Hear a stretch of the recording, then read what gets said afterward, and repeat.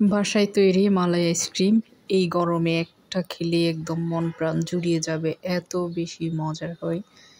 দেখেন কতটা পারফেক্ট হয়েছে আমার এই আইসক্রিমটা। তাহলে চলুন আপনাদের সাথে শেয়ার করি কিভাবে আজকের আইসক্রিমটা আমি বানিয়েছি। দেখেন, আপনাদেরকে একটু খেয়েও দেখালাম। একদম সফট হয় এই আইসক্রিমটা। প্রথমে আমি একটা প্যানে 1 টেবিল চামচ চিনি নিয়েছি, আর চিনিটা একটু ক্যারামেল করে নিব। এই যে হালকা করে একটু চিনিটা ক্যারামেল করে নিয়েছি। এরপরে আমি এখানে 1/2 লিটার তরল দুধ দিব। এটা হচ্ছে গরুর দুধ, আপনারা পাউডার মিল্কও দিতে পারবেন, সমস্যা নেই। জাল করে নেওয়া গরুর দুধটা দিয়েছি এখানে 1/2 লিটার। এখন ক্যারামেলের সাথে আমি এটা ভালো করে একটু মিক্স করে নিচ্ছি। ক্যারামেলটা কিন্তু নিচে দিয়ে শক্ত হয়ে থাকে, এটা আস্তে আস্তে এভাবে স্প্যাচুলা দিয়ে নেড়ে ছেড়ে সুন্দর করে মিক্স করে নিতে হবে।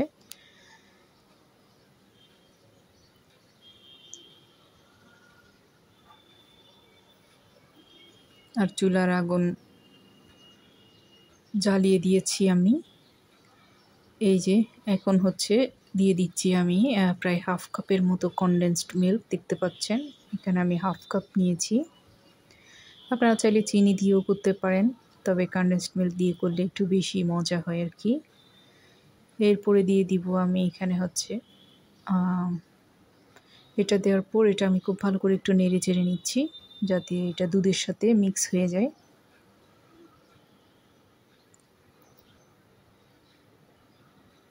খুব বেশি সময় আসলে লাগে না। এই আইসক্রিমগুলো কিনে খেতে গেলে অনেক বেশি দাম পড়ে, আর কিনে বাইরের খাবার কিন্তু সবসময় স্বাস্থ্যসম্মত হয় না। এখন দিয়ে দিচ্ছি আমি এখানে কর্নফ্লাওয়ার 1 টেবিল চামচ, একটু পানি দিয়ে মিক্স করে দিব। আপনারা চাইলে দুধ দিয়েও দিতে পারেন। আমি পানি দিয়ে কর্নফ্লাওয়ারটা প্রথমে খুব ভালো করে একটু মিক্স করে নিব, কারণ এটা নিচে দিয়ে কিন্তু লেগে যায়। খুব ভালো করে মিক্স করে আমি জাস্ট দুধের মধ্যে এটা ঢেলে দিব। যেহেতু দুধটা গরম, এটা দেওয়ার সাথে সাথে কিন্তু নেড়ে দিতে হবে, আর না হয় এটাও কিন্তু দলা পেকে যায়, জমাট বেঁধে যায়। এই যে ঢেলে দিলাম, আর আমি নাড়তে থাকি এভাবে করে। চুলা কিন্তু ধরানো আছে, মিডিয়াম আছে। আপনারা এখানে চাইলে পাউডার মিল্কও দিতে পারেন। এখন দিয়েছি আমি এখানে এলাচ গুঁড়া, 1 চিমটি পরিমাণে এলাচ গুঁড়া দিয়েছি। এলাচ গুঁড়া দেওয়ার পর আরও ভালো করে একটু কিছু সময় আমি 5 মিনিটের মতো এটা একটু নাড়াচাড়া করব। যেহেতু আমার দুধটা আগে থেকে জাল করা ছিল, তাই খুব বেশি সময় নাড়তে হবে না। আমি প্রথম থেকে কিন্তু চুলা জ্বালানো রাখছি। আমি প্রায় সব মিলিয়ে 10 মিনিট 15 মিনিটের মতো এটা একটু জাল করে নিয়েছি। দেখেন এভাবে নেড়েছে আমি 15 মিনিটের মতো একটু জাল করে নিয়েছি। এই যে এটা কিন্তু বলক উঠে এসেছে।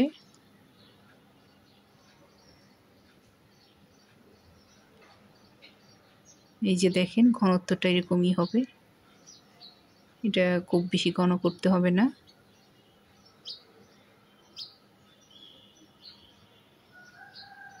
আমার মিশ্রণটা রেডি হয়ে গিয়েছে। এখন আমি এটা নাড়তে থাকবো যাতে করে এই মিশ্রণটা ঠান্ডা হয়ে যায় আর কি। এটা ঠান্ডা হলে তারপর হচ্ছে আমি আইসক্রিমের মোল্ডে এগুলো নিয়ে নিব। ফাইনালি বলক উঠে গিয়েছে, খুব ভালো করে দেখতে পাচ্ছেন। চুলাটা অফ করে আমি এটা ঠান্ডা করে নিয়েছি। এখন এই যে আইসক্রিমের মোল্ডগুলোতে আমি নিয়ে নিচ্ছি এভাবে করে। আমি 2 রকমের 2টা নিয়েছি। ভীষণ মজার হয় কিন্তু এই আইসক্রিমটা। আপনাদের কাছে ভালো লাগলে প্লিজ একটা লাইক কমেন্ট করবেন। ইউটিউব থেকে দেখলে আমার চ্যানেলটাকে সাবস্ক্রাইব করবেন। ফেসবুক পেজ থেকে যারা দেখবেন পেজটাকে ফলো দিয়ে আমার পাশে থাকবেন। এই যে একটা আমি ফয়েল পেপার দিয়ে এভাবে করে আমি সিল করে দিয়েছি, আর এটাতে উপরে ঢাকনা দেয়া আছে, এভাবে করে কভার করে দিয়েছি। এখন আমি ফয়েল পেপারের উপরে এই যে একটুখানি ছুরি দিয়ে এভাবে করে কেটে দিয়ে তারপর হচ্ছে আমি আইসক্রিমের যেই কাঠের যেই এই যে স্টিকগুলা থাকে ওগুলো আমি এভাবে করে দিয়ে দিচ্ছি। এখন ডিপ ফ্রিজে আমি 12 ঘন্টার জন্য রেখে দিব। আর 12 ঘন্টা পর আমি আপনাদেরকে তুলে দেখাবো যে এটা কতটা পারফেক্ট হয়েছে। এই যে কয়েক মিনিট আমি একটু বের করে রেখেছিলাম, দেখেন কত সুন্দর করে বের হয়ে এসেছে। কিছুই করতে হয় নাই, ডিপ ফ্রিজ থেকে আমি কয়েক মিনিট আগে বের করে রেখেছি। কি সুন্দর করে উঠে আসছে আর দেখতে কতটা ইয়ামি লাগতেছে, কত সুন্দর হয়েছে মাশাআল্লাহ। খেতে যে কি পরিমাণে মজার হয়েছিল, একবার হলে ওই রেসিপিতে ট্রাই করে দেখবেন আপনারা, আশা করি নিরাশ হবেন না। আজ এতটুকু, আসসালামু আলাইকুম সবাই।